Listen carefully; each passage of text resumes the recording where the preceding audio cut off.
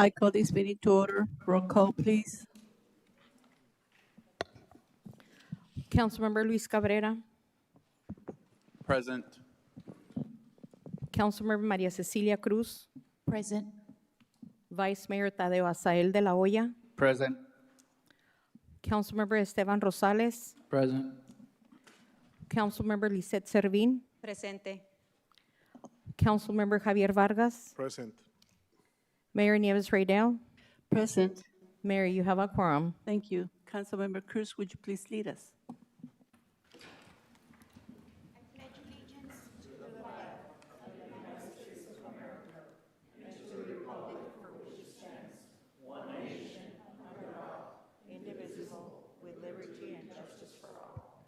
Item number 3, invocation. Elida Valenzuela, Police Chaplain.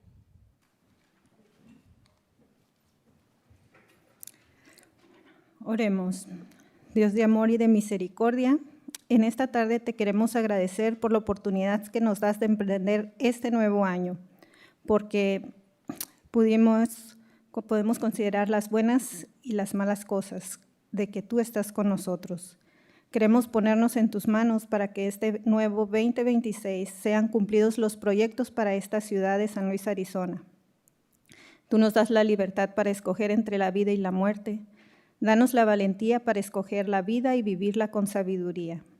Intercedo por este concilio y por cada funcionario público de las diferentes dependencias, para que los libres de las enfermedades físicas, emocionales y mentales, si alguno de ellos o sus familiares estuviera atravesando por algo así, te pido un milagro de sanidad y que les abraces con tu luz y tu paz. Te ruego que les capacites y aumentes sus dones y capacidades para ejercer sus roles con equidad y sus responsabilidades de manera justa, que les des la habilidad y la valentía para gestionar los recursos para el beneficio y crecimiento integral de la ciudad y de los ciudadanos que la integran, que les des la creatividad para el progreso y el desarrollo de San Luis y sus alrededores, que al darte a ti el lugar y al buscar de tu favor en sus vidas y en sus trabajos, puedan ver las bendiciones de tu parte. Respectful Consul, this 2026, may the Lord bless you and keep you. May the Lord make his face shine on you and be gracious to you. The Lord turn his face toward you and give you peace. Amen. Amen. Thank you.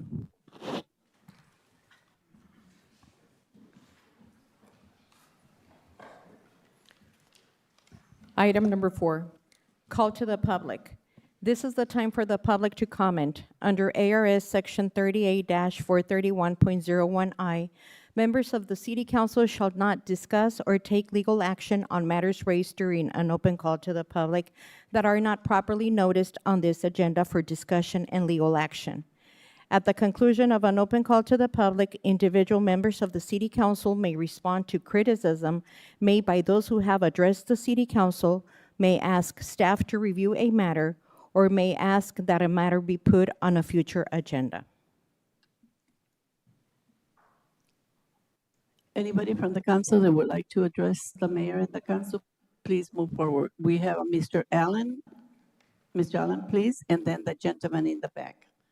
Good evening. My name is James Allen Jr. I live at 1549 East Babbitt Lane here in San Luis, Arizona. A very happy new year to all the members of the council, the mayor, staff, and honored guests and families. The main purpose for me today is to ask some questions. We have a total of 3 major projects which will be going on. 2 of them which will be starting in March, which is one is Juan Sanchez Boulevard, the widening. Then we also have Frontier Health's facility, which is going to be, I guess, breaking ground, being built. But you also have Onvita Health off of Main. The curiosity came from some of the actual residents was, how is this going to greatly affect them? Because those are 3 major projects, 2 of which on 2 of your main thoroughfares.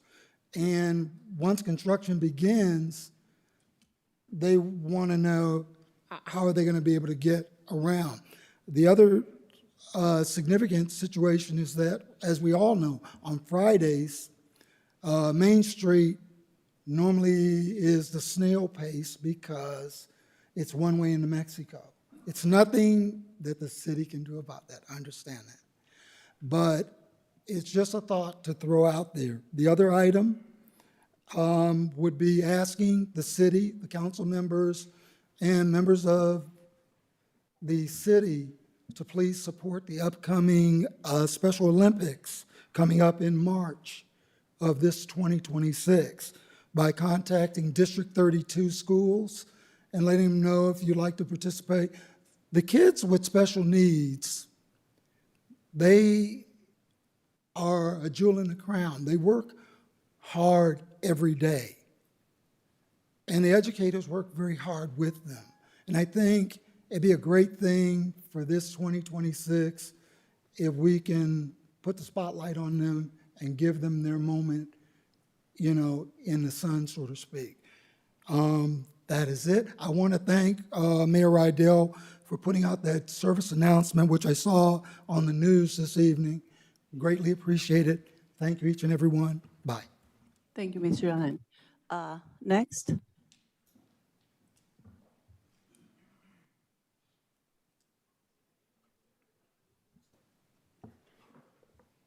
Honorable Mayor and members of the City Council.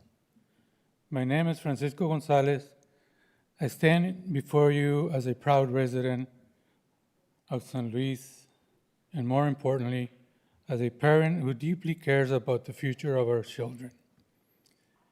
I am here to respectfully advocate for the creation of a high-level sports complex in our city, a dedicated facility with professional-grade soccer fields where our youth can train, compete, and grow to their full potential. We often speak of infrastructure in terms of roads and buildings, but I invite you to consider this project as an investment in human infrastructure. Our children possess extraordinary talent and a deep passion for soccer. Yet many lack access to safe, high-quality facilities where the talent can truly flourish.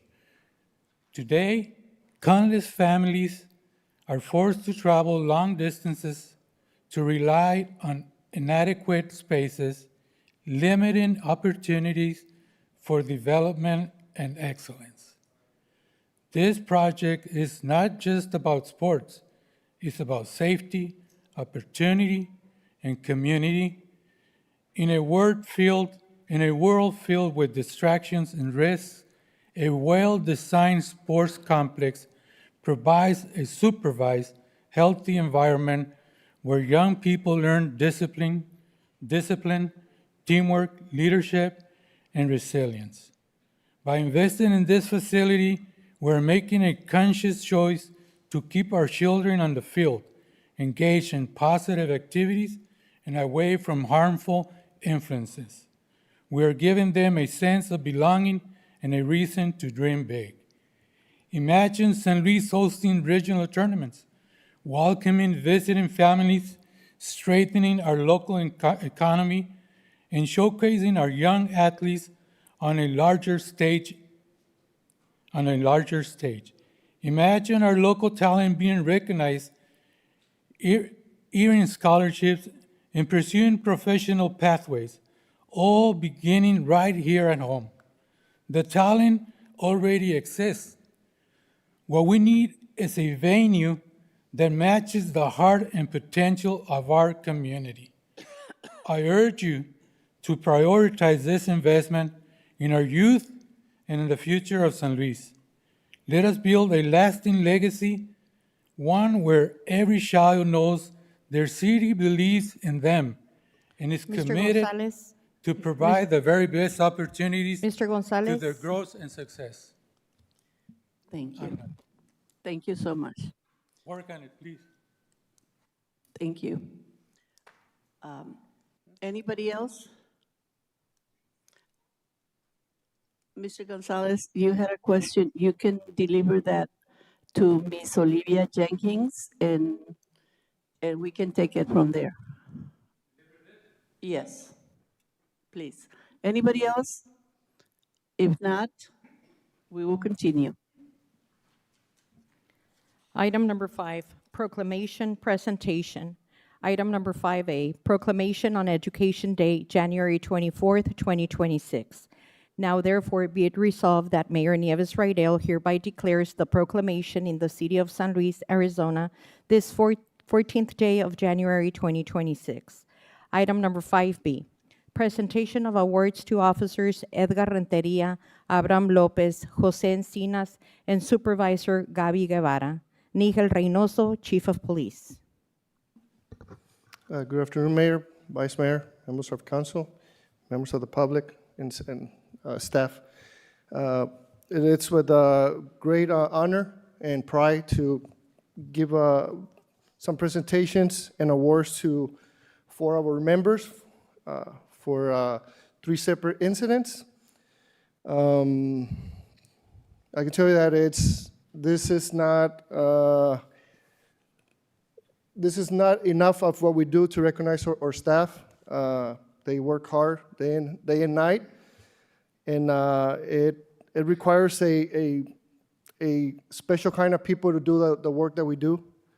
So with that being said, I will first start with a letter of recommendation for Gabi Guevara, which reads as follows. In recognition of Supervisor Gabi Guevara's leadership and role during the 2025 Arizona Criminal Justice Information System Compliance Audit conducted by Arizona DPS. During the audit, Supervisor Guevara's guidance and coordination directly contributed to achieving compliance with the San Luis Police Department data security and operational protocols.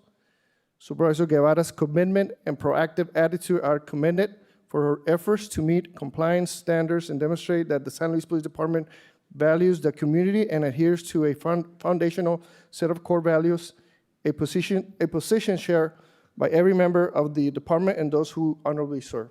So again, Gabi Guevara.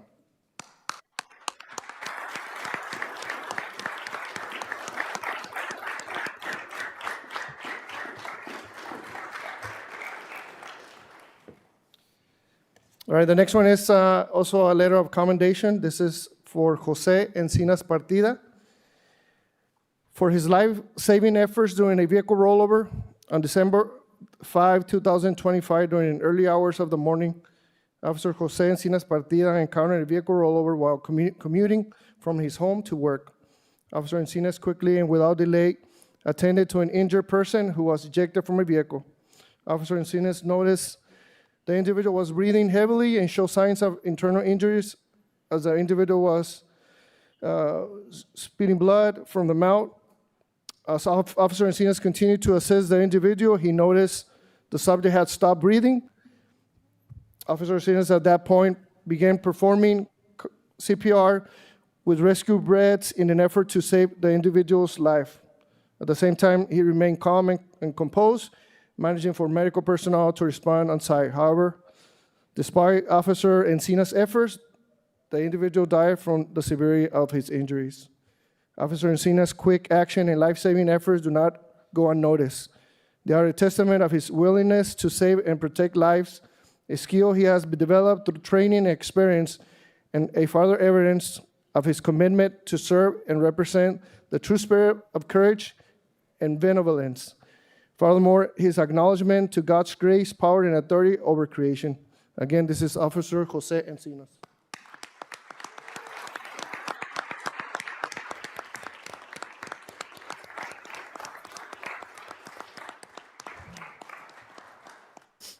And the next 2 is going to be for the same incident, so I'm just going to read one.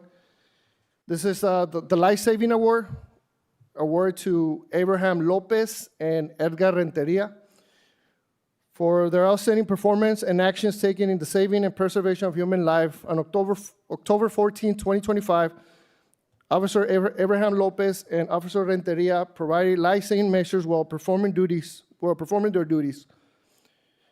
Both officers demonstrated presence of mind and bravery while responding to a call regarding a possible adult overdose. The officers remained calm under pressure and by following established protocols. Thanks to the quick and correct response, they successfully administered Narcan and performed CPR with rescue breaths and subsequently saved the patient's life. Their decisive actions directly contribute to a life-saving event and preventing a tragic outcome. The officer's quick action, teamwork, and life-saving measurements are a testament to their willingness to save and protect lives, a skill they have developed through training, experience, and further evidence of their commitment to serve and represent the true spirit of courage and humanity. Once again, Abraham Lopez and Officer Edgar Renteria.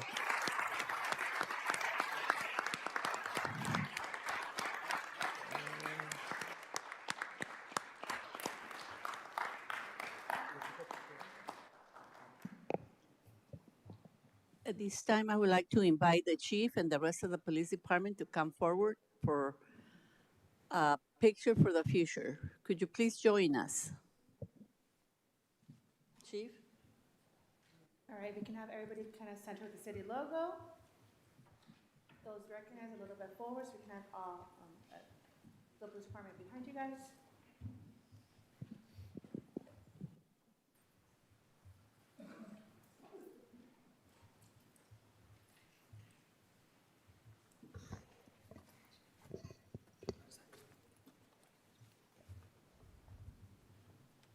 All right, the biggest smiles you guys have, all right? Big smiles, 1, 2, 3. Thank you. Thank you.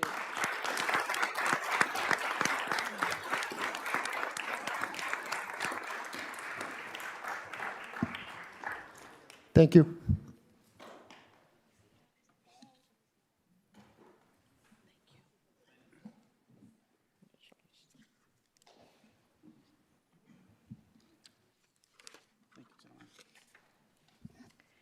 Item number 6, consent agenda. All matters are considered to be routine by the City Council and will be enacted by one motion. If discussion is desired, that item will be removed from the consent agenda and will be considered separately.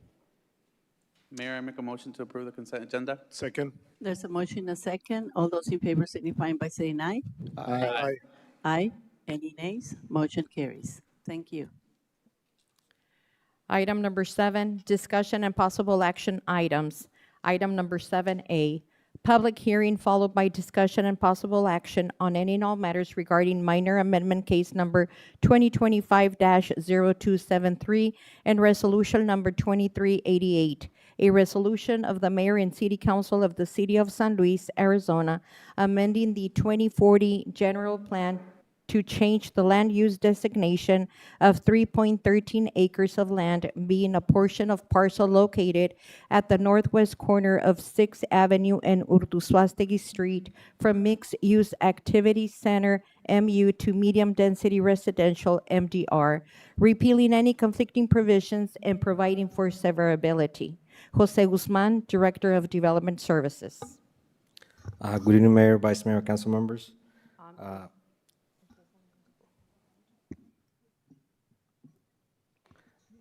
Go ahead. Yes, Mayor, I would like to declare, would like to abstain from the conversation or any decision-making due to a conflict of interest. Thank you. So noted. Mayor, I'm also going to declare possible conflict of interest on this item and the next one. It's noted. Thank you. Please continue. This is a request by Comité to change the land use designation of the general plan. This is not changing the zoning, this is just changing the land use, which allows, basically determines what zoning are permitted under that land use. So most of the information is on the report. As staff, we make sure that every request follows the city code and state law, and that it meets the finding required by the general plan. We work with the applicant to address some of the neighbors' concerns. They will be addressed on the rezoning application, which is the next item on the agenda. For this item, we reviewed the request and found that it meets the state law, city code, and also the 2040 general plan. Staff recommends approval of the rezoning of the resolution number 2388 and minor amendment. The applicant is here tonight. In case you have any questions for them, this item is also a public hearing. At this time, I opened a public hearing. Anybody from the public that has questions, concerns, this is your opportunity to address. The engineer for this project is here. Mr. Guzman, don't go back to your seat and expect questions.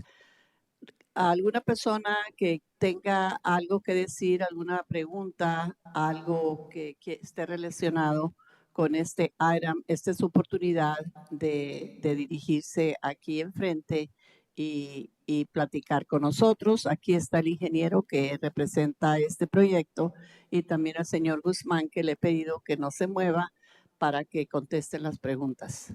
Así, cualquier persona del público que esté interesado en hablar, esta es su oportunidad. Anybody from the public? Raise your hand, okay? Mr. Jones, please come forward.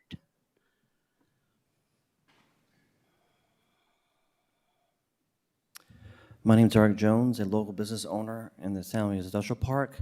I speak on behalf of myself, on behalf of the industrial park, because we didn't have a meeting or a quorum to discuss our position. It would just be easier for me to read my notes from here. As I said, I'm speaking on behalf of my own business. The zone location Comunidad Beanstar wants to put in the homes and apartments was supposed to be in a buffer zone, but as y'all know, that is no longer the case.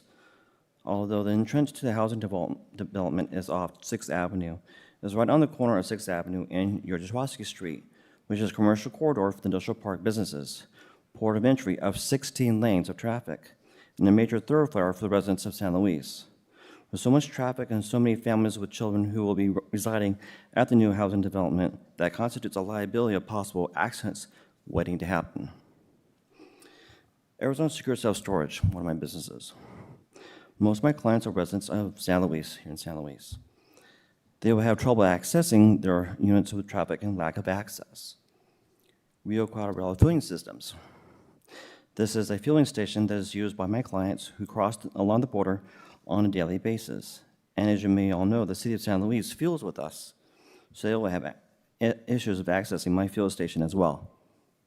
Elkhorn and Phil Packing, each of 30 buses plus businesses, buses with an average of 30 folks that are in buses. Can you imagine the liability of someone getting hurt? Because I see them every day. They'll park there right in their front of the corner between Cesar Chavez Street and Yurjashwaski Street, and they're walking across in droves, going back home, going to Mexico. My point, I'm going to lose business from all of my companies that resides on Yurjashwaski Street and Cesar Chavez Street with heavy traffic coming from the port of a new residence at the corner. It would create a traffic jam for businesses who work all hours throughout the day. I do have a question for the city council. Was there ever a traffic study done? And if so, was it done before the land was acquired by Comunidad Beanstar? With the construction of Cesar Chavez Boulevard starting soon, I would imagine the city plans on using Yurjashwaski Street and 24th Street to mitigate the traffic. With the construction and the new lanes happening, they're going to have to come around through 24th Street and E and back on. Comunidad Beanstar is a customer of mine, and I support what they do for the community.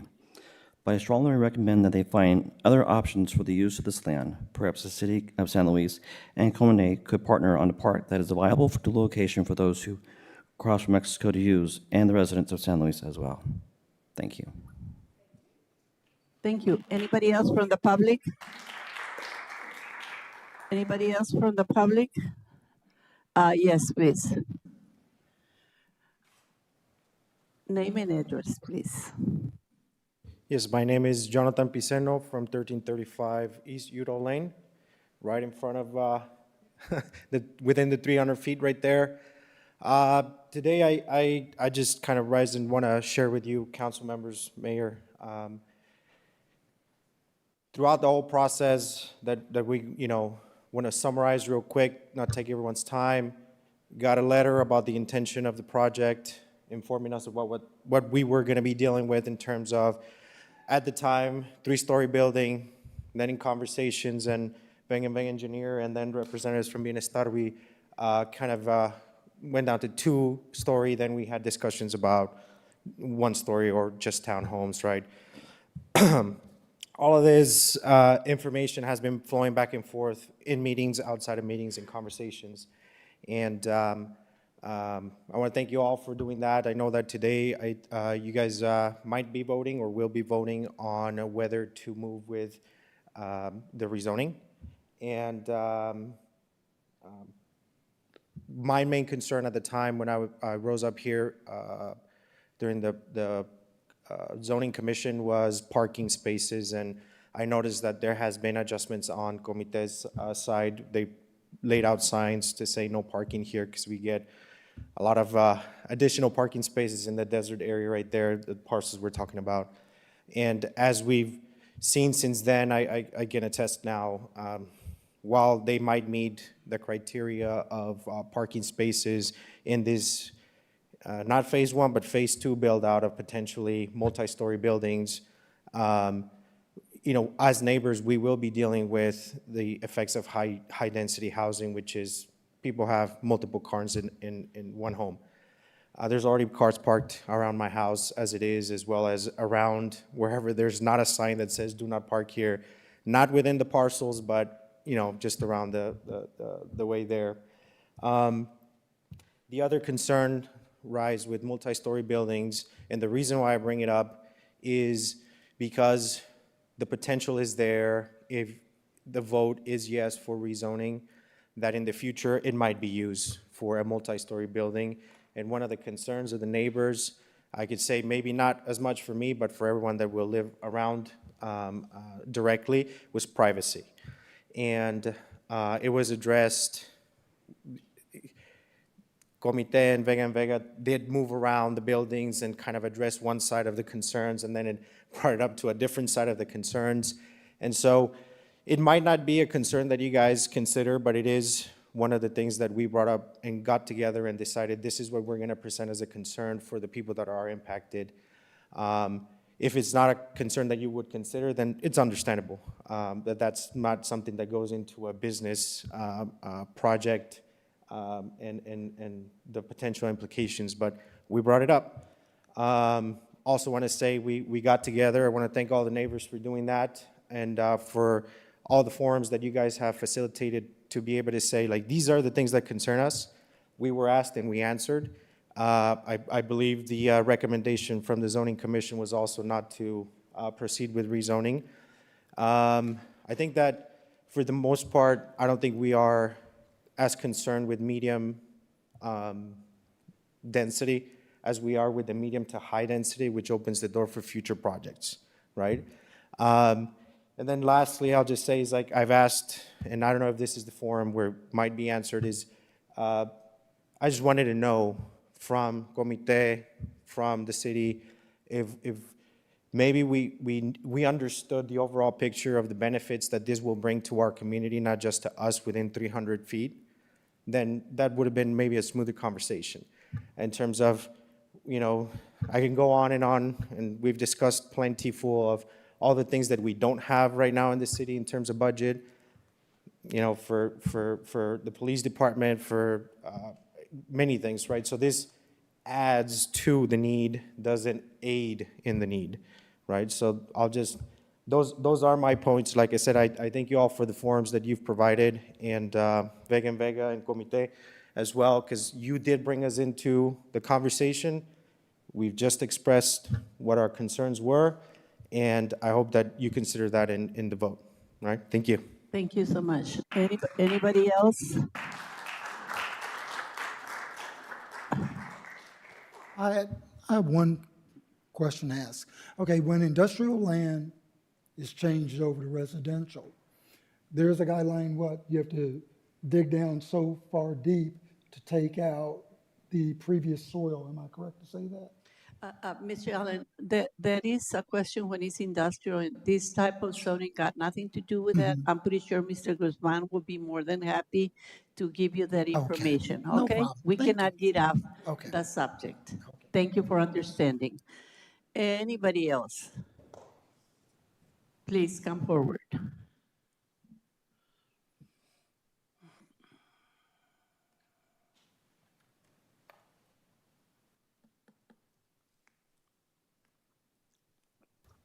Good afternoon, members of the committee.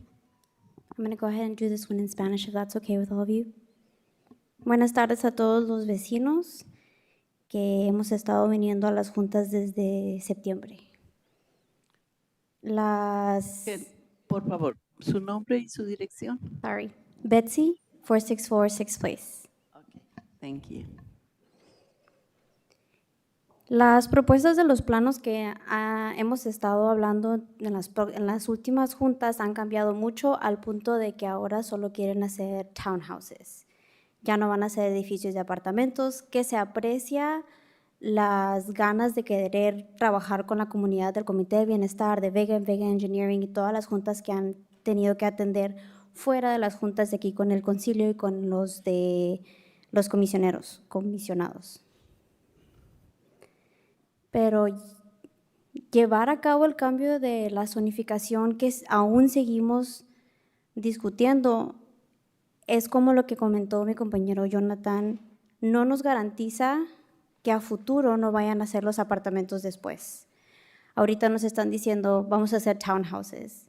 Ahorita nos están diciendo no van a perder su privacidad. Aún no van a tener esos edificios de 3 pisos. Pero también nos comentaron que están buscando funding, están buscando sacar el dinero para seguir construyendo más townhouses. Entonces, de aquí a que se haga eso, a lo mejor se hace el año que viene, a lo mejor se hace en 5, 10 o 15 años. Y en ese tiempo, si quieren cambiar las cosas, nada nos garantiza que sigan con la promesa que nos dijeron de que ya no van a hacer esos edificios. Más o menos algo así comentó el señor Jones. Habían comentado a él hace muchos años que se iba a usar el terreno ese as a buffer. Se iba a usar para que amortiguara del parque industrial a donde están las casas. Y ahorita ya fueron varios años y ya cambiaron las cosas.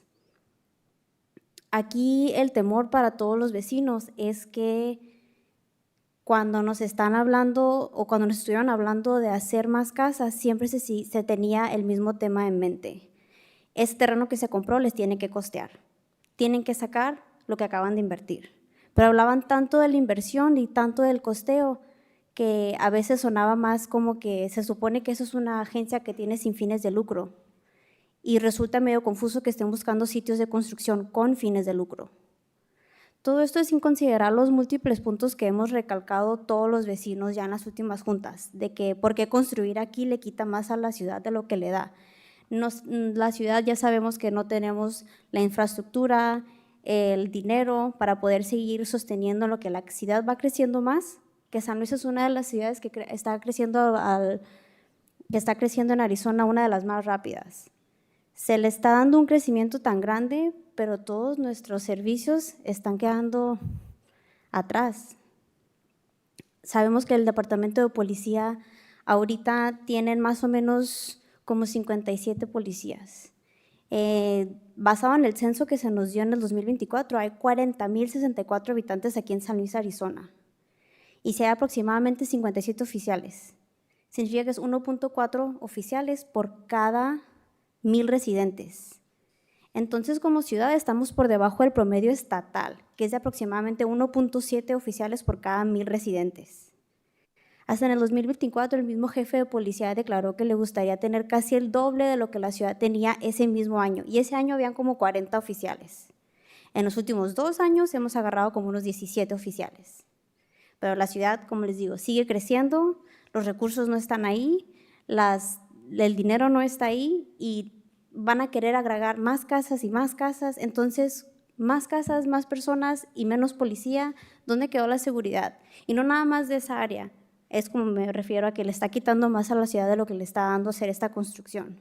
Nosotros como vecinos de esa área queremos ver parques, queremos ver zonas verdes, queremos ver áreas de recreación para que la comunidad se siga pues juntando, siga teniendo ese sistema de comunidad. Pero en vez quieren poner ahorita nos dicen 23 townhouses. 23.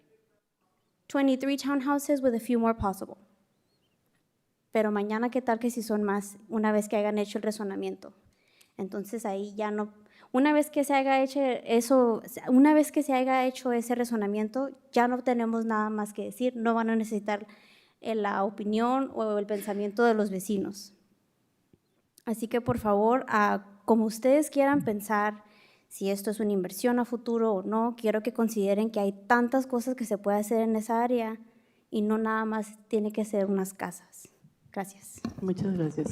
¿Alguna otra persona?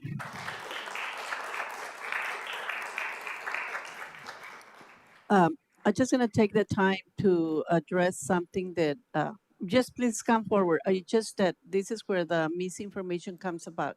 That piece of land, it has never been, Mr. Jones, could not have been used as a buffer because it was state land, okay? It's not the city's land, it's state land, nobody can decide, not here at the city. State land and federal land are sacred. The city of San Luis got nothing to do with that. We cannot decide what to do with pieces of land that belongs to either the state or the federal government. I just wanted that on the record. Okay, please.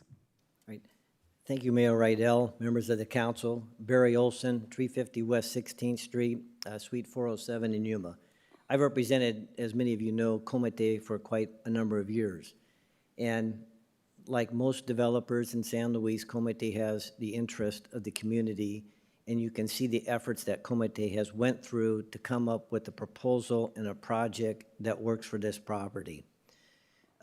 Mayor Rydell, you make some good comments about this being formerly state property, and then the fact that this is not only state property, the city of San Luis is a little unique in the fact that you have so much state and federal property that surrounds the city and has somewhat constricted development in the city.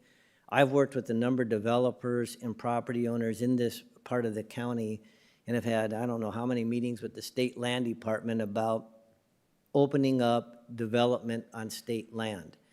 And those of you who've ever dealt with the state land department know it can be very difficult. We sort of get the big brother, well, we're up in Phoenix, you folks in Yuma County, San Luis don't know what you're talking about. And I've heard numerous explanations as to why the state has been difficult to deal with in selling property to local developers to facilitate development in San Luis and Yuma County. And my concern is that one of the things I've heard through the state land department is, well, we don't like to sell property for speculative development. We want something to occur on that property. And that's my concern is that this is one of the first pieces in a while that the state's freed up to sell. And I know that there are also concerns about other state land that surrounds the city. But if this property is not allowed to develop, and Comite paid a very expensive premium for this property, that if the state sees that the city doesn't support development on formerly state land that's been sold to private developers, my concern is that that will be used against the city and local developers in trying to have the state free up state property for sale for future development and expansion of San Luis. And I think that's a legitimate concern that needs to be taken into account so that we don't have this end up being a negative used against the city of San Luis in the future. Thank you. Thank you. And I'm going to add that the city of San Luis is surrounded by federal and state land. We basically landlocked, okay? And I want to clarify something else about the growth of the city. There's 37 new developments that had occurred in the city in the last, I'm going to say 25, 30 years.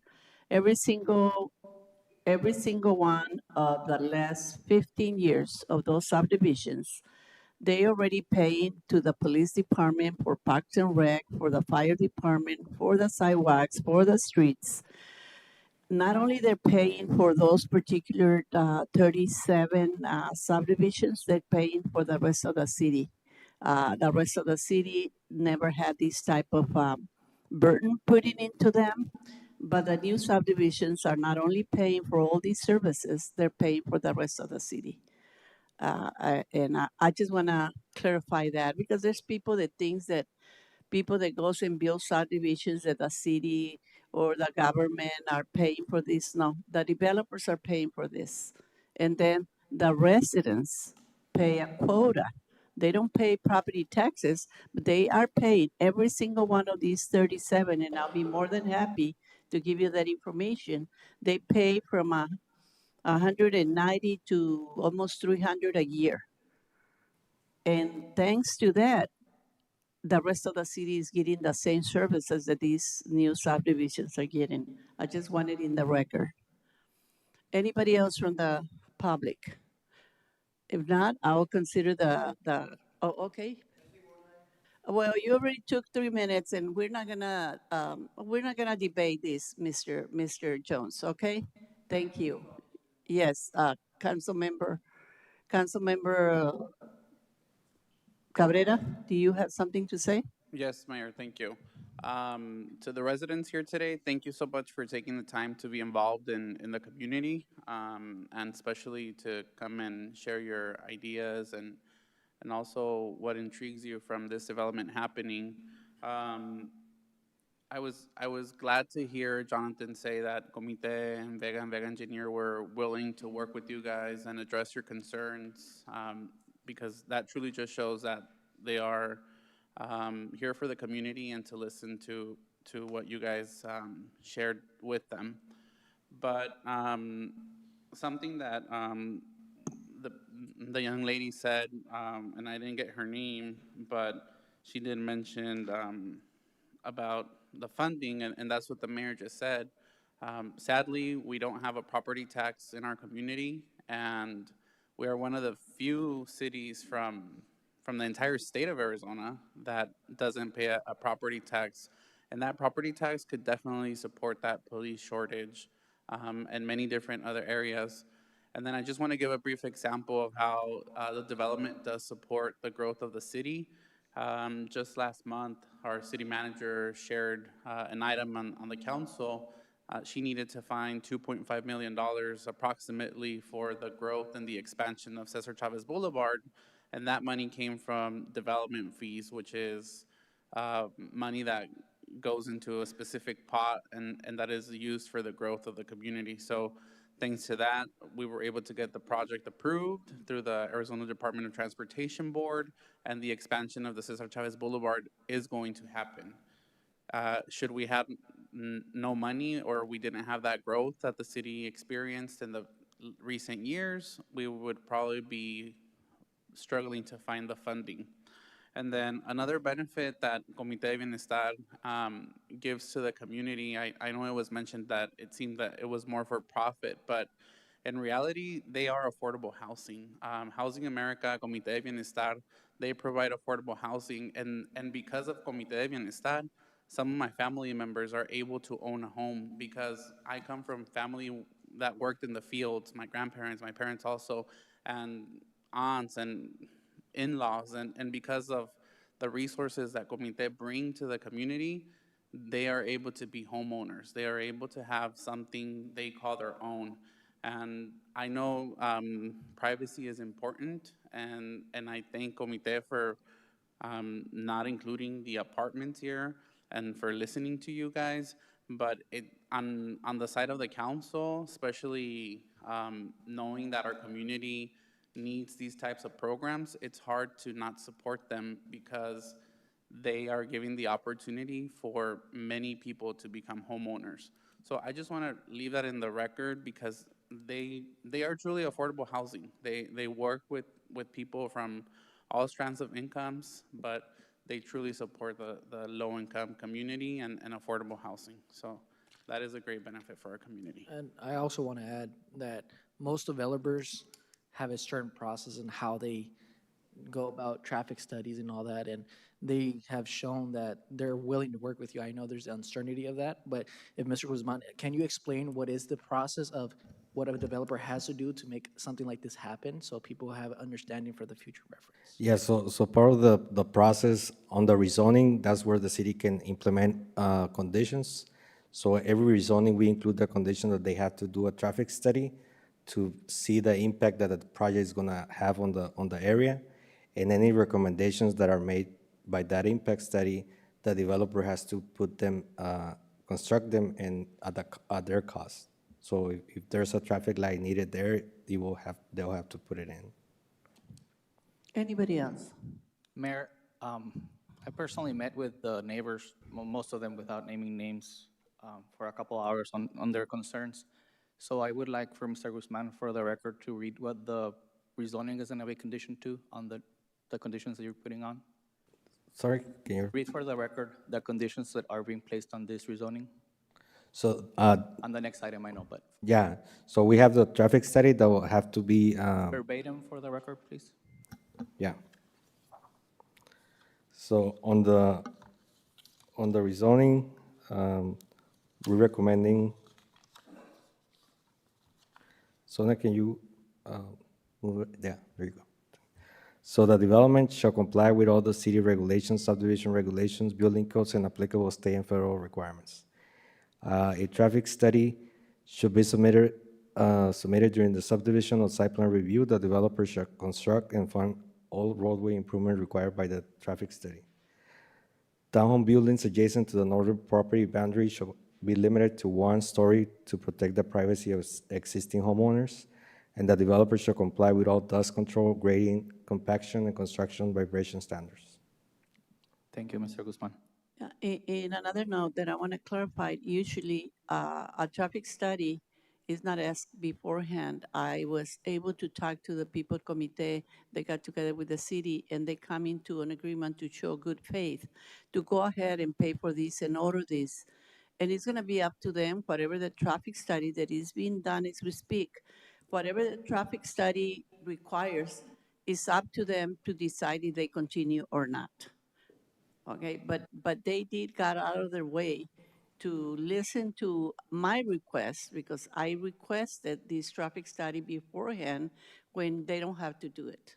Okay, I just wanted on the record how Willing Committee has been doing to accommodate everybody that has concerns.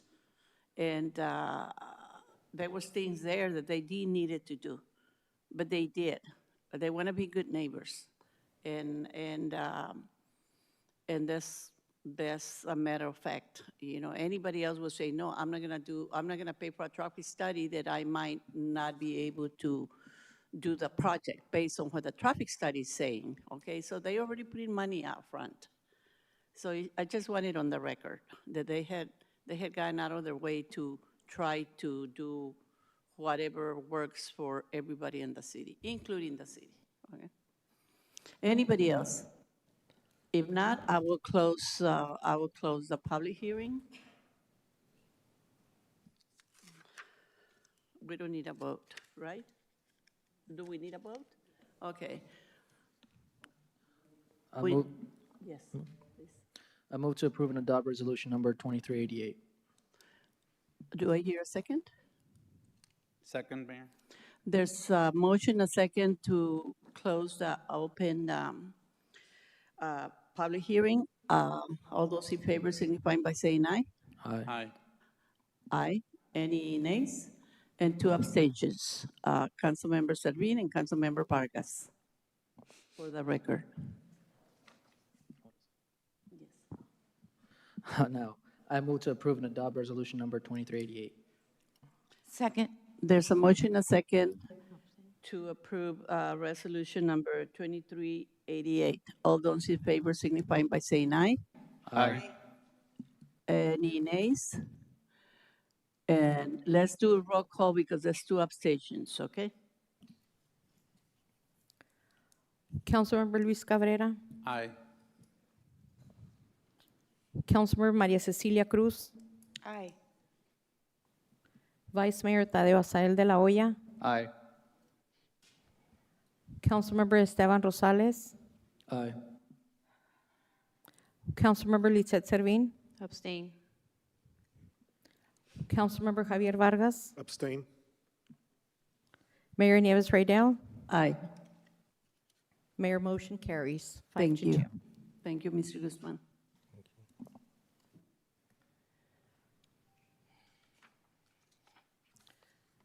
Item number 7B, public hearing followed by discussion and possible action on any and all matters regarding rezoning case number 2025-0274 and ordinance number 475.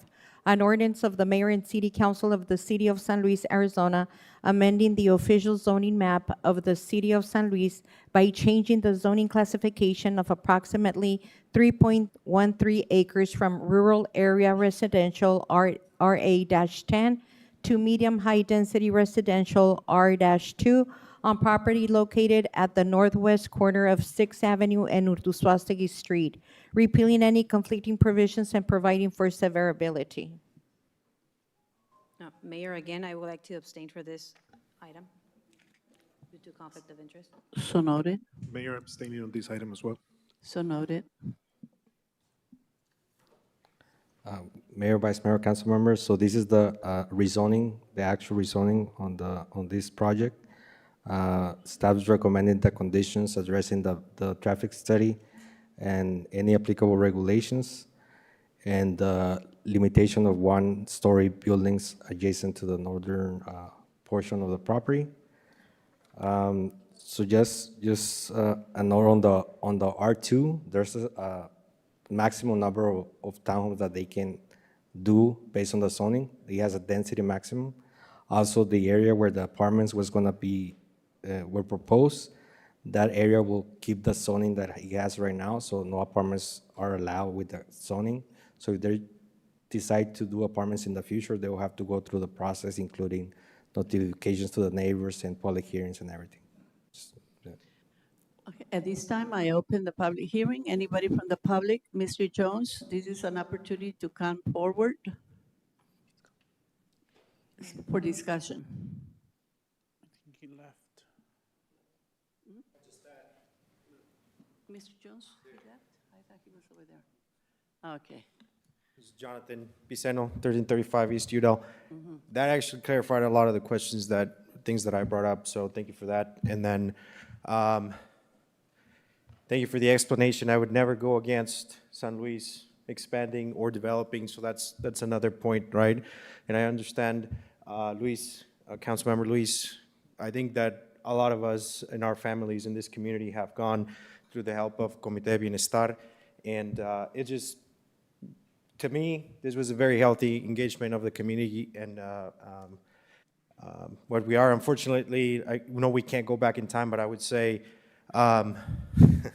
you kind of did engage in speculative development there, or unless you were sure that you were going to get the rezoning, which is kind of like up and down in terms of the high density.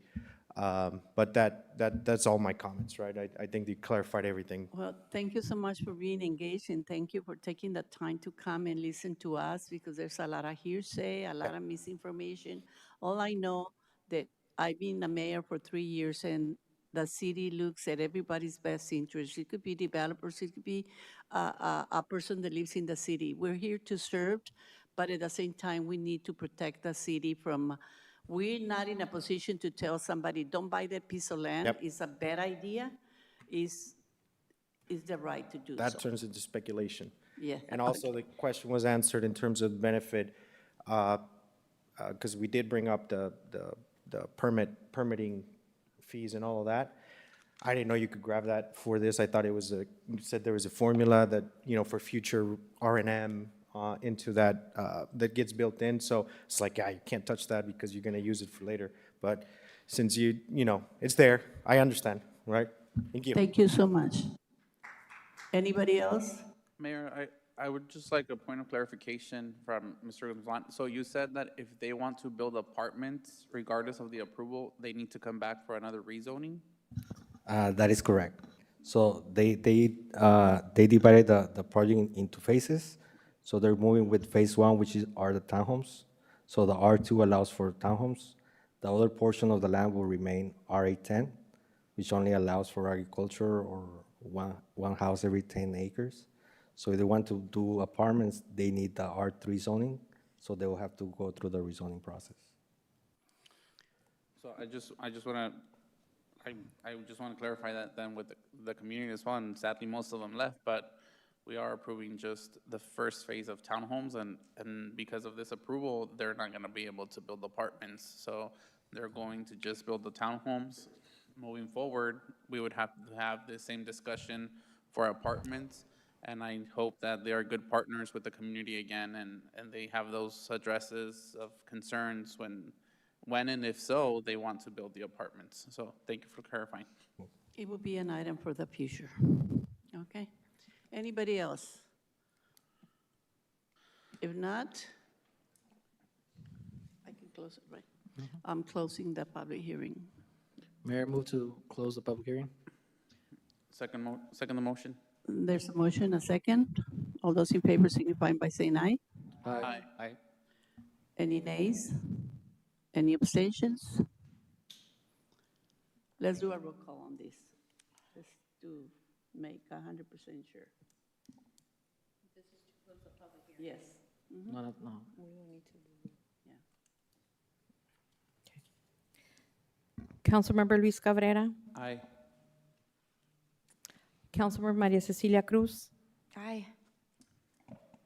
Vice Mayor Tadeo Asael de la Hoya, Aye. Councilmember Esteban Rosales, Aye. Councilmember Lisette Servin, I have a question. I'm confused. You would still have to abstain. I for still have to close- abstain? Okay, Yeah, You abstain. can't participate. Okay. Abstain. Councilmember Javier Vargas, Abstain. Mayor Nieves Raydell, Aye. Mayor, motion carries 5-2. Thank you. Mayor, I move to approve the reading of ordinance number 475 by title only. Second. There's a motion, a second. All those in favor signify by saying aye. Aye. Aye. Any nays? Let's do the roll call again. Councilmember Luis Cabrera, Aye. Councilmember Maria Cecilia Cruz, Aye. Vice Mayor Tadeo Asael de la Hoya, Aye. Councilmember Esteban Rosales, Aye. Councilmember Lisette Servin, Abstain. Councilmember Javier Vargas, Abstain. Mayor Nieves Raydell, Aye. Mayor, motion carries 5-2. Thank you. Ordinance number 475, an ordinance of the mayor and city council of the city of San Luis, Arizona, amending the official zoning map of the city of San Luis by changing the zoning classification of approximately 3.13 acres from rural area residential RA-10 to medium-high density residential R-2 on property located at the northwest corner of 6th Avenue and Urtuzuastegui Street, repealing any conflicting provisions and providing for severability. Mayor, I make a motion to approve and adopt ordinance number 475. Second. There's a motion, a second. All those in favor signify by saying aye. Aye. Aye. Any nays? Let's do roll call, please. Councilmember Luis Cabrera, Aye. Councilmember Maria Cecilia Cruz, Aye. Vice Mayor Tadeo Asael de la Hoya, Aye. Councilmember Esteban Rosales, Aye. Councilmember Lisette Servin, Abstain. Councilmember Javier Vargas, Abstain. Mayor Nieves Raydell, Aye. Mayor, motion carries 5-2. Thank you. Thank you, Mayor? Mr. Guzman. Mayor, if I could be just heard on this. When there's a protest to zone change, it has to be 3/4 of the remaining after abstentions. I'm sorry, can you repeat? It needs to be, oops, let me get all tangled up. It needs to be 3/4 of the remainder after the abstentions. So we needed 4 to pass, and we had 5, so it passed. Thank you. Thank you for clarifying, and let's make sure that it goes in the record. At this time, I'm gonna ask the Vice Mayor to take over. Obviously, I got a couple of items here that I do have a conflict, and I'm gonna ask him to take this the rest of the way. Thank you, Vice Mayor. Thank you, Mayor. If no one from the council opposes, at the request of Ms. Aguirre, I'm gonna move up item number 7G. Is there any opposition for me doing that? If not, item number 7G, discussion and possible action on any other matters regarding resolution number 2390, a resolution of the mayor and city council of the city of San Jose, Arizona, amending resolution 2344, as previously amended by resolution 2375, concerning the issuance of debt by the Industrial Development Authority of the city of San Jose, Arizona, the proceeds of which are to be used for the construction of the Regional Center for Border Health, Inc., new hospital facilities, and declaring an emergency. Kay? Good evening, Mayor and Council. This item you've seen 2 times before. On October 2nd of last year, there was a bond issue through the Industrial Development Authority for $80,000. The IDA is a vehicle for to be able to sell bonds so that the interest on the bonds that the bondholders have is tax-free through federal income tax regulation. And then it came back again on September 10th, 2025 to up the amount of the loan to $100,000. And then we're here today for $110,000 due to the cost increase. This is just to issue the bonds, and it has to go through council as part of the regulations. What was the amount that you said? It's 110, oh, I've been saying 1,000, it's a million, Okay. 110 million. Just for the record. Yeah. Thank you. So it went from 8 million to 100 million, and now it's 110 million. Yes, thank you. Thank you, Kay. Any questions or comments from any other council members? Hearing none, do I have a motion? Vice Mayor, I move to approve and adopt resolution number 2390 and declare an emergency. Second. Moved by Councilmember Vargas, seconded by Councilmember Rosales. All those in favor, please signify by saying aye. Aye. If anyone opposes, please say so by stating nay. Abstain. I will abstain. Okay, motion carries 6-1 with 1 abstention from Mayor Rydell. Thank you. Thank you, Ms. Kay. Moving along, thank you, Ms. Aguirre, and thank you, Regional Center for Border Health, for all you do for our community. We're almost there. Almost. Thank you. Item number 7C, discussion and possible action on any other matters regarding resolution number 2389, a resolution of the mayor and city council of the city of Missouri, Arizona, providing the El Corazón de San Luis Cultural and Economic Revitalization Plan, repealing conflicting provisions and providing for severability. Mr. Armando Esparza. Good evening, Mayor and members of the council. Tonight, we are presenting the Cultural and Economic Revitalization Plan that we have been working on with the Economic Development Commission for about a year. The San Luis Economic Development Commission previously recommended the formation of a historic, cultural, and heritage-based economic development committee, which San Luis City Council created on March 12, 2025. This plan was paid for by the Thriving Communities Program, and we, along with the commission and staff, we have engaged with local and statewide partners to explore heritage-based revitalization efforts. This plan was put together by Designing Local, which they're here today to provide a quick presentation on the plan. And this plan proposes a framework to revitalize downtown San Luis through revitalization, adaptive reuse, public art, and placemaking. And I'm gonna bring Josh Lapp from Designing Local to give a quick presentation on the plan. Hi, everyone. We're very excited to go through our presentation this evening. Are we sharing our screen, or are we doing it? Yes, we'll be able to share the screen. Okay, perfect. So just to give you a very brief introduction on our team, I have with me Megan Adornetto tonight, and I was able to visit San Luis earlier, well, I guess in last year, now 2025. We did lots of really great engagement while I was in the community. And we also were able to do a lot of research remotely, as we are based in Ohio, that we do a lot of work in Arizona. So with that, I will, Megan will be helping me with the presentation. So I'll turn it over to her. Good. Hi, everyone. Sorry about that. I was muted. It's very nice to meet a lot of you. I don't believe we've had the pleasure of being introduced just yet, but this was a really great plan that we got to put together with Armando, and we got to learn so much about your wonderful and beautiful community.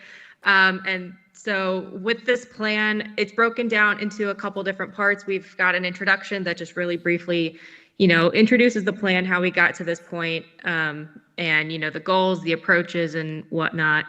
And then we dive into the next chapter into historic context. I mean, you guys know your history, and we thoroughly enjoyed learning about how San Luis came to be. And so we talk about that a little bit, as well as the engagement that Josh mentioned, and we'll kind of touch on that just a little bit. And then we break things down into the community revitalization section, as well as public art. And then we have sent ahead just some draft frameworks, ordinances, just for your knowledge, just for your future reference, if you guys decide to utilize these. Obviously, these are just drafts, they're examples, leveraging public art, placemaking, and historic preservation as well. And we do that through engagement. We look at some best practices and actionable items, and then kind of breaking that down further. And then, we talk about the historic context. You guys know your history, but we break that down into a narrative with 3 major keys, looking at the border town and how the city was established. We look at the farm workers. We know agriculture is a huge component of the area. So we talk about how that really is, what keeps the city and the area moving, as well as the history behind Cesar Chavez and the UFW and, all the activism that came into the area. And we kind of then break that down into a bit of a timeline, just so we, see how things developed to get to where we are today. Then going into that engagement report, we got a lot of feedback from the community, and we did that in a couple different ways. Like Josh mentioned, he was there for Arte en la Calle in the spring. And during that time, not only did we have some boards, but we also had opportunities for community members to take a public survey, just to get their opinions on what they thought about public art, what they thought about San Luis, what's the first things that come to mind when they think of the city. And, thinking about the historic structures and the historic building fabric of the area. And then we also conducted interviews with various community members, stakeholders, different people from different organizations who work in San Luis, who live in San Luis, just to, hear what their perspective was. We got some really interesting information. What do you think of San Luis? What's the first thing that comes to mind? The biggest thing is the border, but other things include growth, culture, agriculture, community, innovation, things that are, not necessarily the first thing that comes to mind, but are really important to the people in the community. And then, we also asked about public art, what they would want to see within the city. How can we bring that and, share the values of the community, and in what ways would that be best being done? So then going into the community revitalization, we look at a couple different things, but the first thing that we started was we did a historic survey of buildings within a certain area, primarily by downtown San Luis. And then based on those results, we ended up coming up with a couple action items that we could, see the city using to help revitalize that area. One of which being adaptive reuse.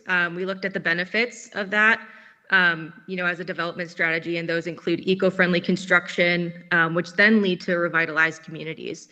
We looked at a couple different case studies of really successful examples of adaptive reuse within Arizona, and a lot of which is in Phoenix, such as the Roosevelt Row Arts District, which took a bunch of residential and commercial buildings and turned it into this very vibrant area that a lot of people, tourists and residents alike come and visit. A couple different singular examples of the residential buildings in particular that were then converted into commercial use buildings, such as the Ferris House, which is an old, like early 1900s home that was turned into a restaurant, or the Songbird Cafe, which is a coffee house, both of which are within that Roosevelt Row Arts District. So we had a lot of inspiration coming from Roosevelt Row.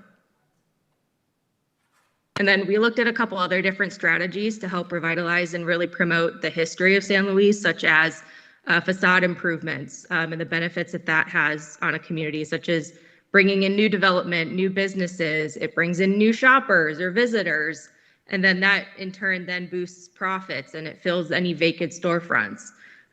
We suggested looking into a matching facade improvement program, which is something that can be introduced at the municipal level to kind of help building owners match the funds that they're putting into their storefront revitalizations to kind of help, really boost that.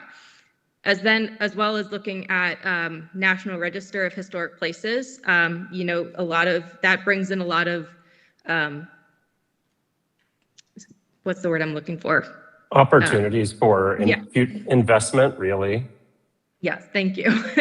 It identifies historically significant structures as well as areas, and by doing so, any registered properties or districts are eligible for historic tax credits, which can help then revitalize and help, fund those rehabilitation or restoration projects that we're looking at.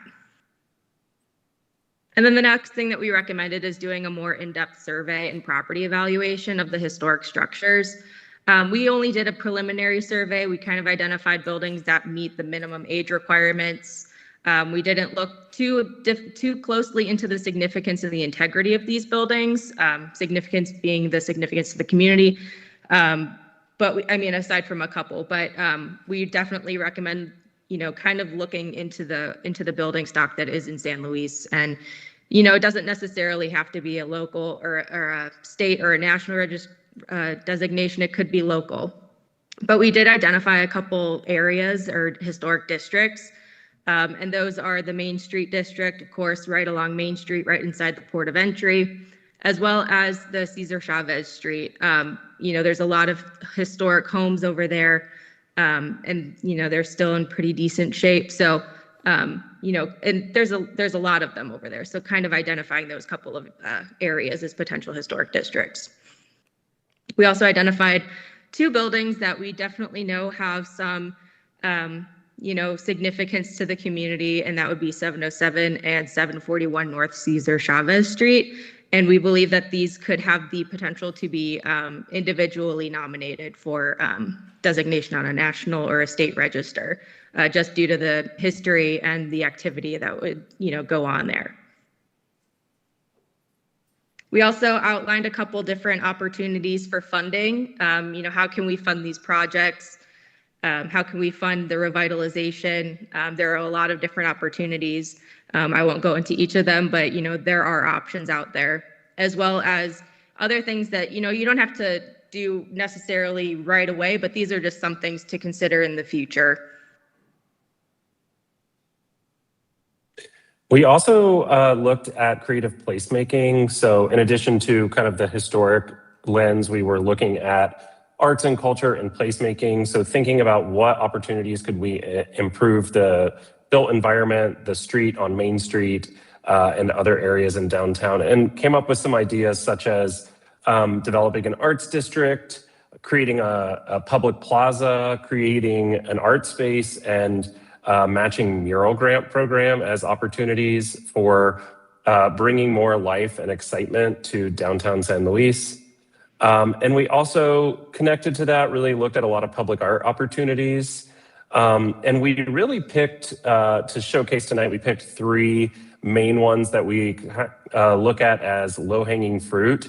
And those would be painted fire hydrants, murals, and utility boxes.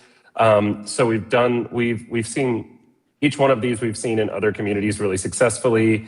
Painted fire hydrants by artists, really cool opportunity. In other communities, they've spent around $1,200 per hydrant, and that's a relatively quick project. Murals, we would love to see more murals. I think there's some really fantastic artists in San Luis and in the nearby region in both the US and Mexico, and there are really amazing opportunities throughout the community. We'd love to see more of those, as well as utility boxes. So rolling some small scale projects out in the short term for success. And so that was a very quick glance through our, probably 100-page document. So we encourage you to take some time and look at that entire document. And we know Armando already has some plans to make things happen based on the work that we've done. So we're had a really great time working with him and the rest of folks in the community. So looking forward to see what comes next. Thank you, Josh and Megan. Council members, we're asking for approval of this plan so the department can start looking for grant funding to start a public art program. We're going to be working with Parks and Recreation and other departments to identify sites and also involve the community, the local artists to submit proposals. When this plan is approved. On the historic preservation, I think sometimes it has a negative connotation, but the way that we're looking at it, the department is just building a toolkit for property owners. Let's say that they have a blighted property and they want to turn it into a coffee shop. This toolkit would allow one, for example, the historic tax credits that's at the federal level that gives them 20% back on their investment to rehab a property. But the city has to do the work of declaring, looking at the district. There's no requirements for regulation or design. It's just doing the work at the federal level. And there's also grants at the state level that do provide some funding for brick and mortar rehabilitations. And a lot of these credits are only for income producing properties, so not really residential properties. So again, it's like coffee shops, bookstores, etc. And open to any questions for myself or the designing local team. Thank you, Armando, and Design Local. Any questions, comments, Councilmember Cruz? Thank you, Vice Mayor. Armando, I love it. I love the name of it, El Corazón de San Luis. I know you and I have discussed something like this, and I'm so glad we can see the vision that you have for our city. So I really want to thank you. Thank you. Yes, Councilmember Cruz and I were at a session at the League of Cities and Towns Conference and kicked off the conversation. Thank you. Anyone else? I just want to say the same. I agree with Councilmember Cruz. This is great. I love it. I can see the vision. I can't wait to see it. I can see our San Luis all colorful and youth and elderly and everybody coming together. I mean, I think it's time. We're moving there, and sometimes it looks like we're not really doing anything, but we are working behind the scenes, and you've been doing a great job with your team, and I just want to say thank you and that I support you on this 200%. Thank you. Thank you. Thank you, Councilmember Servin. Councilmember Vargas? No, we just want to say thank you, Armando, for bringing this to the city. Thank you.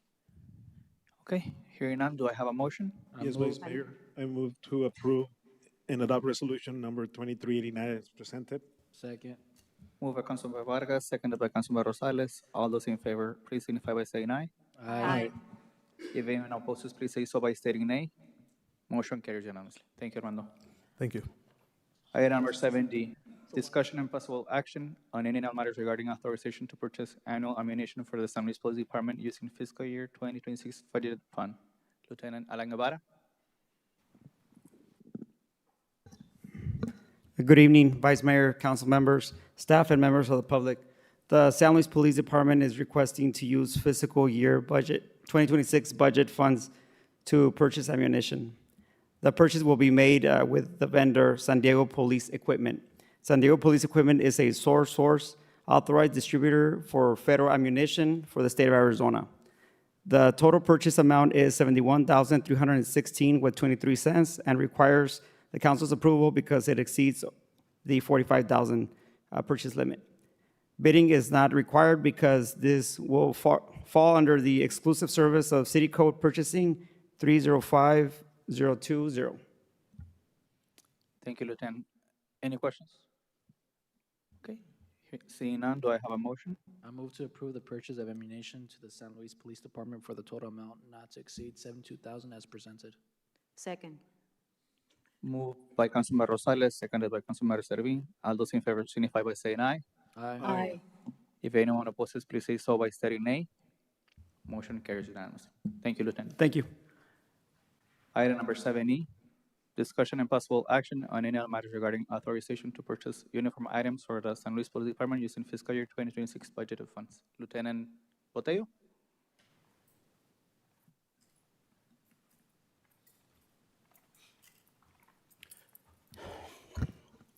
Good evening, Vice Mayor, council members, and members of the community here present.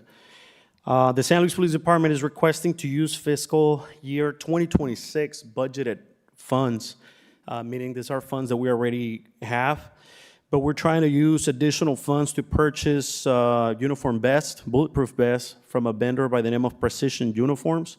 Now, the total purchase amount will exceed over $45,000, given that we have already purchased some actual uniforms from the same vendor. Again, this time we're trying to fulfill the order of additional bulletproof vests, which will take us over the $45,000 with this particular vendor. Therefore, we're asking the City Council to waive the formal bidding procedure as allowed under Procurement Code 3.05.010F for this item, the bulletproof vest, and for previous uniforms, to basically fall under the ratification and be included in the purchase that will exceed the threshold of the $45,000. Thank you, Lieutenant. Any questions, comments from council? Seeing none, do I have a motion?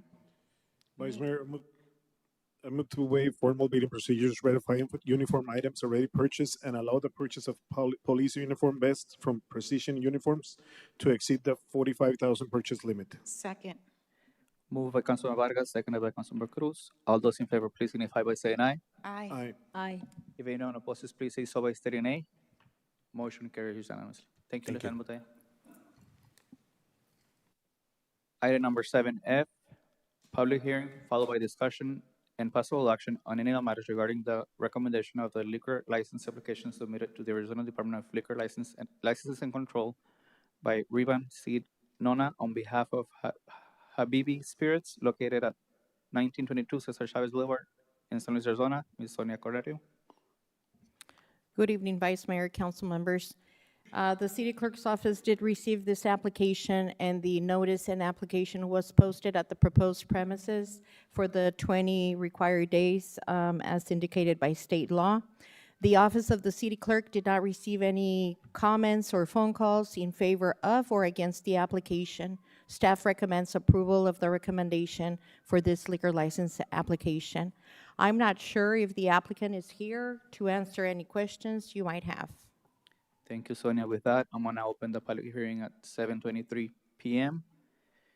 Is anyone from the public or the applicant wanting to address the council on this item? Council members? Okay. With not, I'm closing the public hearing at 7:23 p.m. Do I have a motion?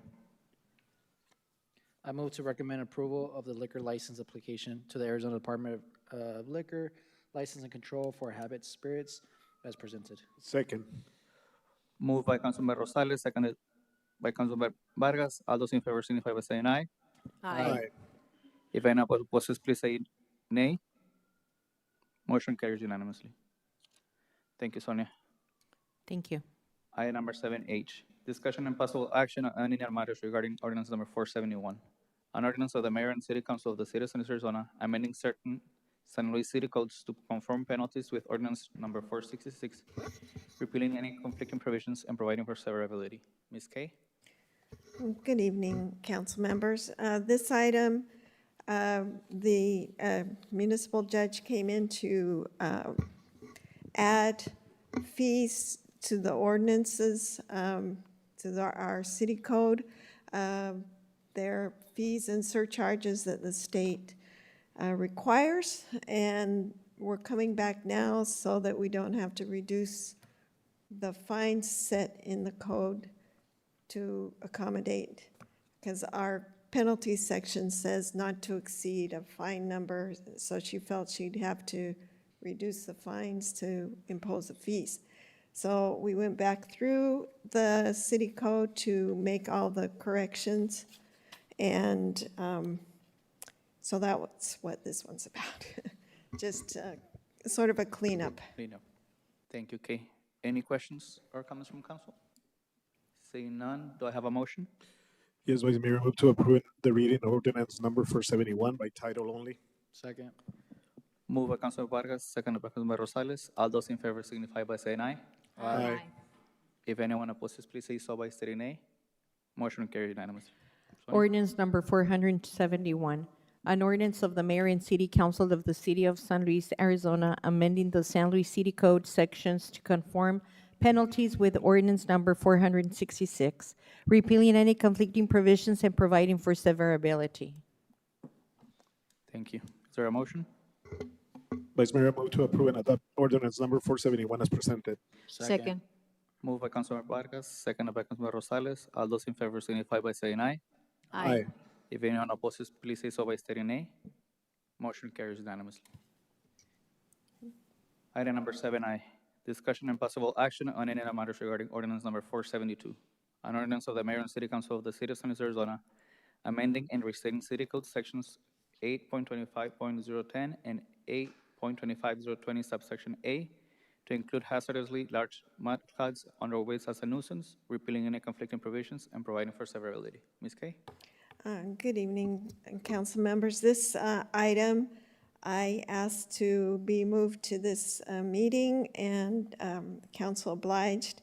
I got feedback from both Sergeant in the police department and from a council member that mud by itself just didn't address the mud clods that we get that falls off the farm worker equipment. The farm equipment. And so I reworded it so that hopefully it's more clear.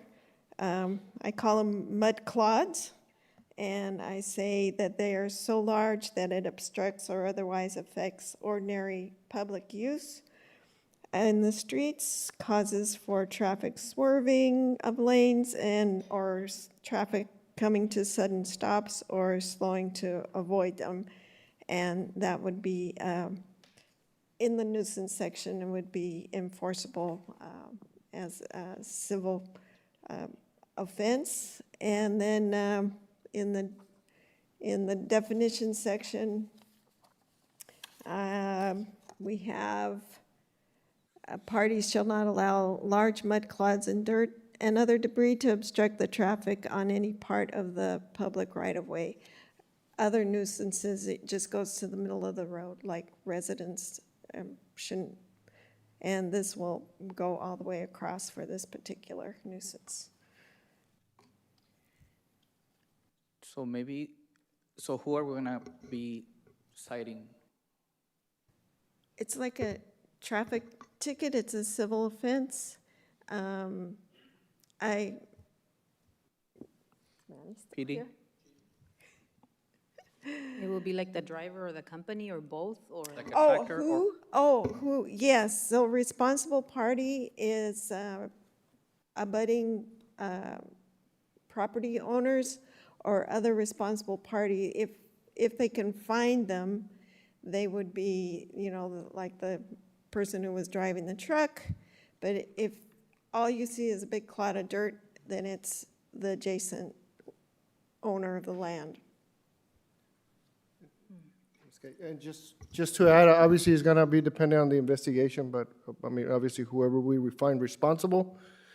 Of course, in some cases, we may not be able to find somebody responsible, but whoever we find responsible, obviously, will accordingly issue a citation if it's appropriate, or obviously, we use our discretion, and it could be starting from a warning, citation. But yeah, it will be based on the investigation and who we are able to find responsible for the incident.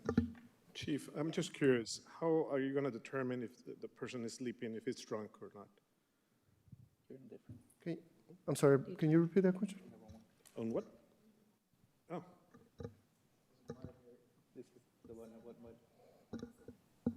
Oh, sorry.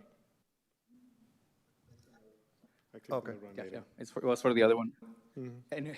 Yeah. Anyone else? So my bad. Okay, so responsible person is also a defined word, and so it includes just the property owners.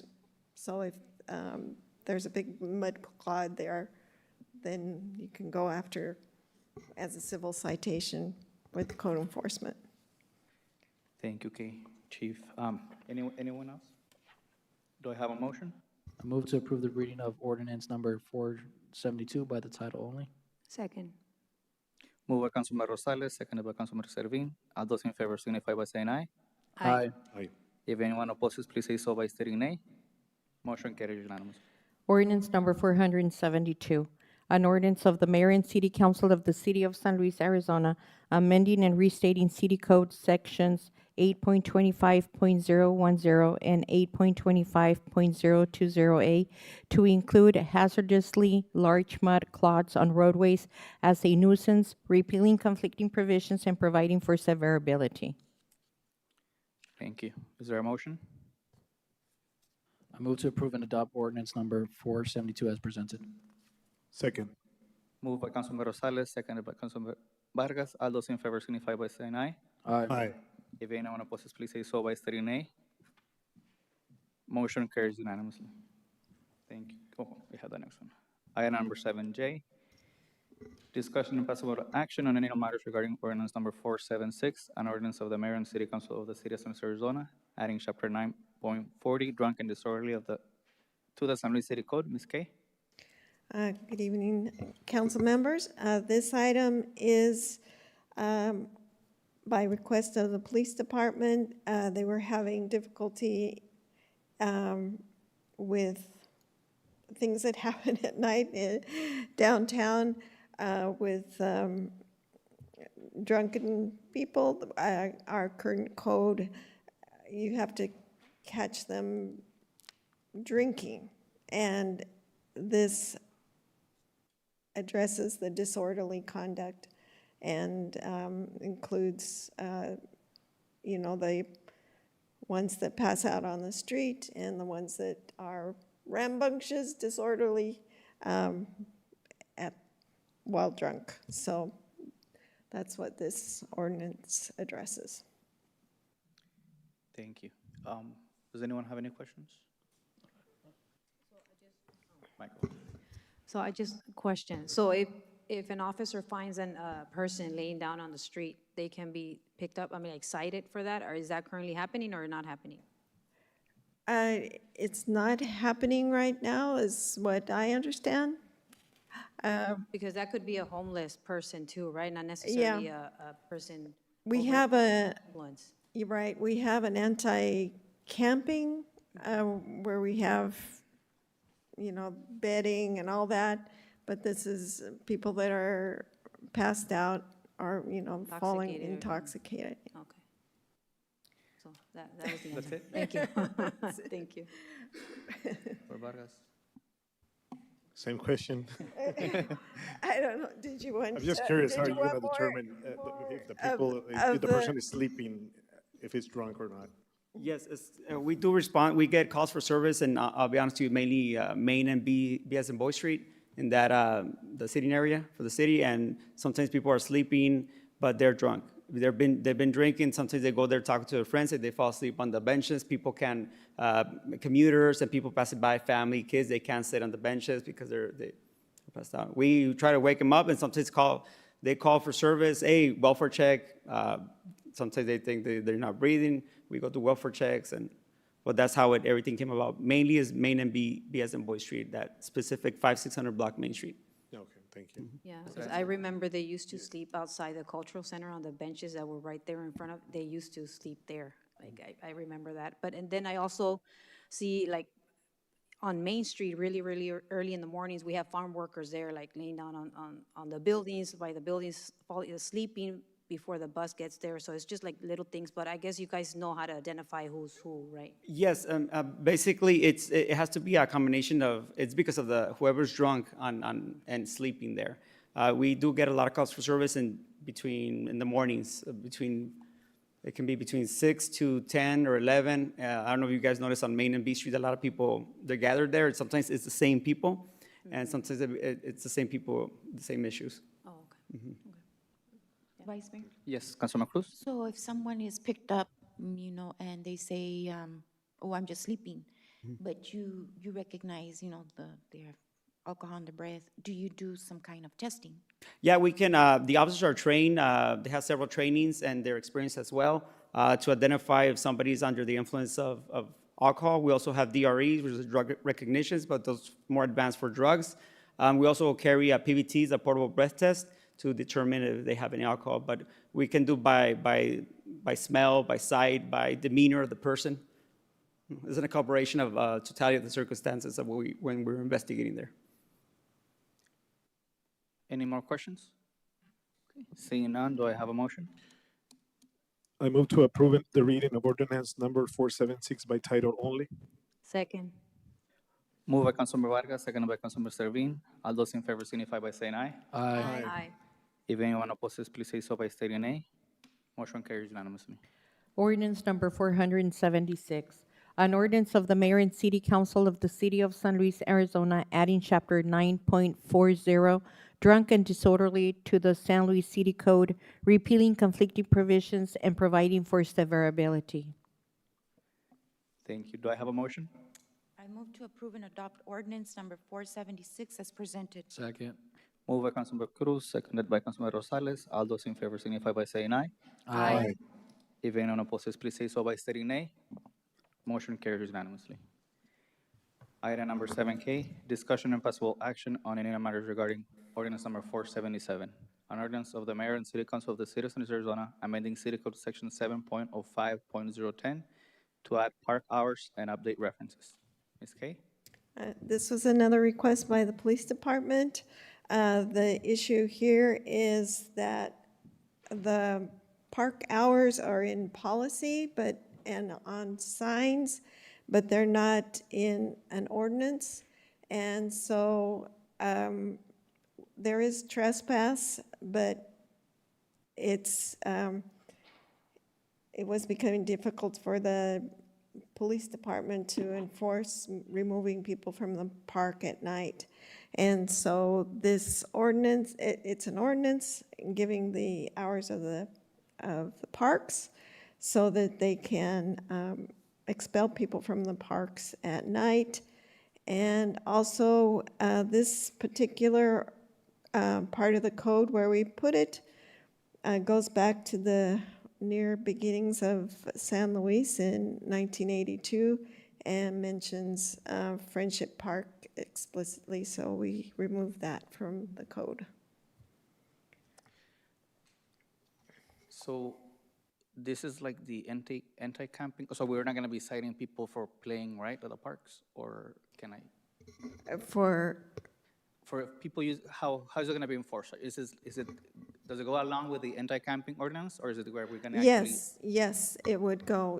So if people, so the anti-camping has things like bedding and things so that it's, clear that that's what's happening.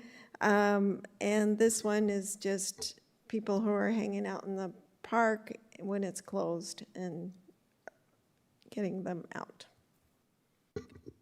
So if people are playing a sport, are we gonna ask them to leave at 11 p.m. or how's that gonna work?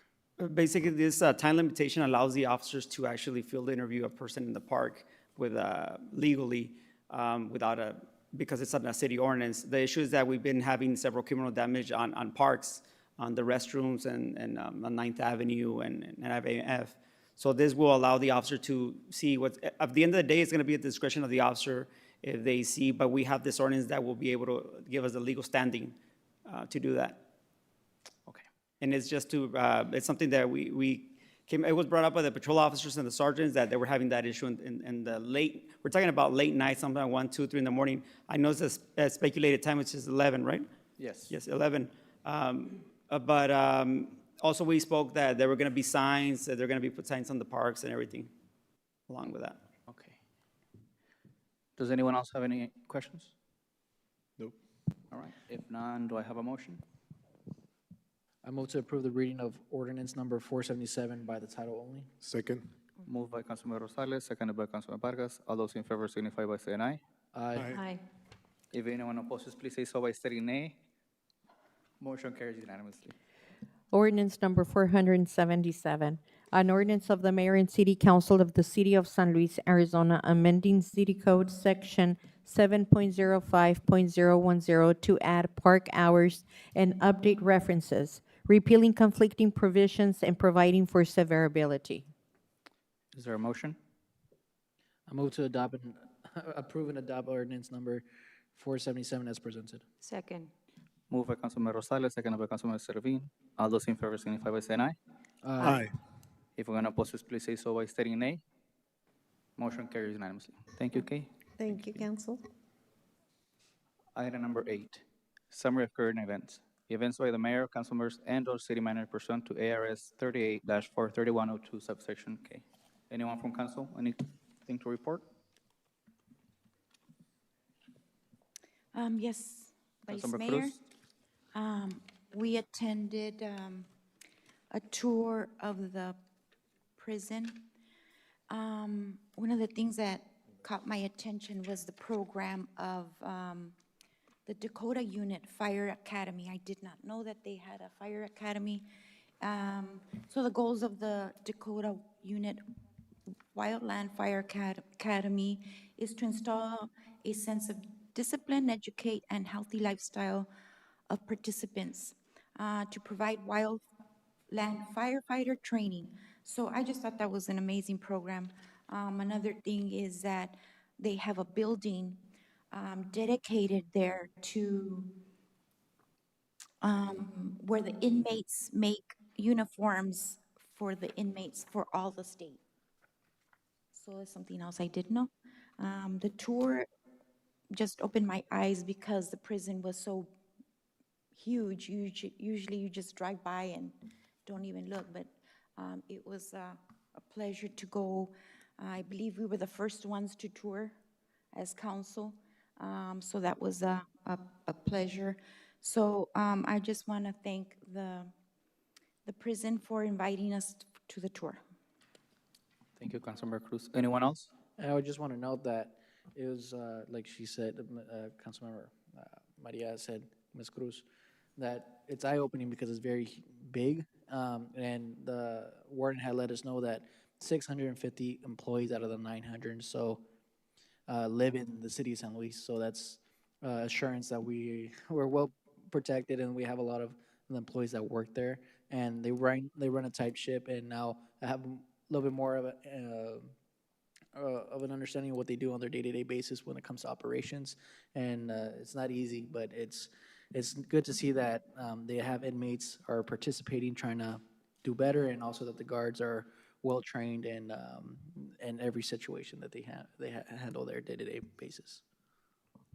Thank you. Anyone else? I just want to note that I was surprised that the deputy warden, is that how he's called his title? I've known him for, I don't know, I want to say 25, 30 years. We used to be police explorers.